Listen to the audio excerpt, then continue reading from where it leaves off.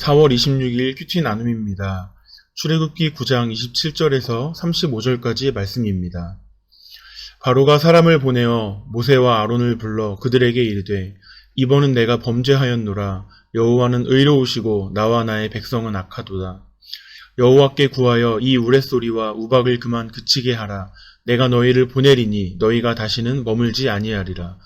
모세가 그에게 이르되 내가 성에서 나가서 곧 내 손을 여호와를 향하여 펴리니 그리하면 우레소리가 그치고 우박이 다시 있지 아니할지라. 세상이 여호와께 속한 줄을 왕이 알리이다. 그러나 왕과 왕의 신하들이 여호와 하나님을 아직도 두려워하지 아니할 줄을 내가 아나이다. 그때에 보리는 이삭이 나왔고 삼은 꽃이 피었으므로 삼과 보리가 상하였으나 그러나 밀과 쌀보리는 자라지 아니한 고로 상하지 아니하였더라. 모세가 바로를 떠나 성에서 나가 여호와를 향하여 손을 펴매 우레소리와 우박이 그치고 비가 땅에 내리지 아니하니라. 바로가 비와 우박과 우레소리가 그친 것을 보고 다시 범죄하여 마음을 완악하게 하니 그와 그의 신하가 꼭 같더라. 바로의 마음이 완악하여 이스라엘 자손을 내보내지 아니하였으니 여호와께서 모세에게 말씀하신 것 같더라. 아멘. 오늘 생명의 삶 본문의 제목과 같이 바로는 거짓된 회개와 완악한 모습을 반복해서 보여주고 있습니다. 불덩이와 우박이 온 애굽 땅에서 내려서 사람과 가축 그리고 밭에 있는 모든 것을 상하게 되자 바로는 다시 모세와 아론을 불러냅니다. 그리고 하나님은 의로우시다고 이야기하고 자신과 백성의 악함을 인정하는 모습을 보입니다. 그리고 우레소리와 우박이 그칠 것을 요청합니다. 바로는 이 불과 우박이 우연히 벌어진 것이 아니고 하나님으로부터 온 것을 인정하는 것입니다. 또 바로는 이 재앙이 자신들의 악함으로부터 왔음을 인정합니다. 처음에 몇 번 재앙이 왔을 때는 요술사들을 시켜서 하나님의 재앙을 흉내내고 하나님께 도전했던 것과는 사뭇 달라진 태도를 보이고 있습니다. 하지만 29절, 30절의 말씀을 보면 모세는 바로가 아직도 하나님을 경외하지 않는 것을 알아차렸습니다. 우선 27절에 보면 바로는 자신의 잘못에 대해서 이번은 내가 범죄하였노라 라고 이야기합니다. 이것은 그동안 반복됐던 불순종과 완악함의 죄를 축소시키고 이번의 잘못으로 한정 지으려고 하는 것입니다. 또한 나와 내 백성은 악하다 라고 이야기합니다. 물론 어제 본문 출애굽기 9장 20절과 21절에 바로의 신하들과 백성들 중에 하나님의 말씀을 마음에 두고 반응했던 자들과 여전히 하나님의 말씀을 마음에 두지 않고 재앙을 당했던 자들도 있었습니다. 하지만 엄밀히 말하면 애굽의 지도자인 바로가 애초에 하나님을 무시하고 잘못된 선택을 했기 때문에 그들의 백성에게까지도 벌어진 문제였습니다. 이렇게 바로는 자신의 죄를 전적으로 책임지지 않고 전가시키려고 하는 모습을 보입니다. 또 바로의 완악함을 잘 아시는 하나님께서 그럼에도 불구하고 다시 한번 기회를 주시고 31절에 아직 밀과 쌀보리가 남아있을 때 우레소리와 우박을 멈춰주십니다. 이런 하나님의 은혜에도 불구하고 바로는 오히려 하나님의 은혜를 기회 삼아서 다시 한번 마음을 완악하게 하여 이스라엘 백성들을 보내지 않습니다.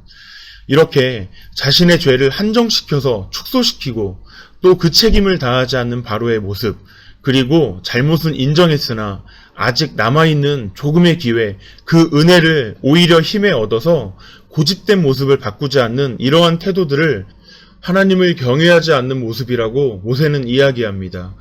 그런데 이 모습은 바로에게서만 발견되는 모습이 아니라 저희들 모두에게서 발견되는 모습입니다. 가정 안에서든지 크고 작은 어느 공동체에서든지 문제가 발생했을 때 그 문제를 자신이 책임지고 자신의 문제라고 받아들이는 사람은 많지 않습니다. 많은 경우에 누군가를 비난하고 정죄하거나 자신은 책임이 없음을 주장하는 경우가 비교적 쉽게 발견됩니다. 마치 창세기 3장에서 아담이 하나님의 명령을 어기고 선악과를 먹고 난 후에 하나님과 자신의 아내에게 책임을 넘겼던 모습처럼 죄를 전가시키고 한정시켜서 자신은 그 책임에서부터 조금이라도 벗어나고자 하는 것이 죄에 대한 인간의 본성인 것입니다. 하지만 이 모습을 오늘 본문에서는 하나님을 경외하지 않는 태도라고 말합니다.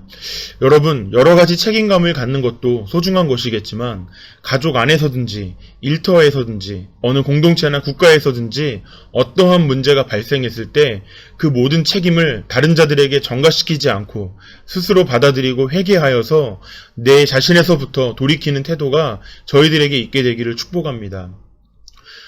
이스라엘의 재앙을 선언하시는 하나님 앞에서 예레미야는 예레미야 14장 20절과 21절에서 이렇게 고백합니다. 여호와여, 우리의 악과 우리의 조상의 죄악을 인정하나이다. 우리가 주께 범죄하였나이다. 주의 이름을 위하여 우리를 미워하지 마옵소서. 주의 영광의 보좌를 욕되게 마옵소서. 주께서 우리와 세우신 언약을 기억하고 패하지 마옵소서. 민족의 죄악과 조상들의 죄악까지도 스스로 품고 인정하여 회개했던 예레미야와 같이 오늘 저희들도 가족, 여러 공동체들과 나라의 죄악까지도 스스로 품고 회개하는 기도가 있게 되시기를 축복합니다. 아울러 혹시 누군가를 비난하거나 정죄하는 마음 때문에 여러 가지 시험을 당하고 계시는 분들이 계시다면 오늘의 말씀을 힘입어 정죄가 아닌 회개의 기도를 올려드리시게 되기를 축복합니다. 회개의 본질은 내가 주인된 것에서부터 돌이켜서 하나님이 나의 왕이 되셔서 나를 다스리시는 것이라고 배웠습니다.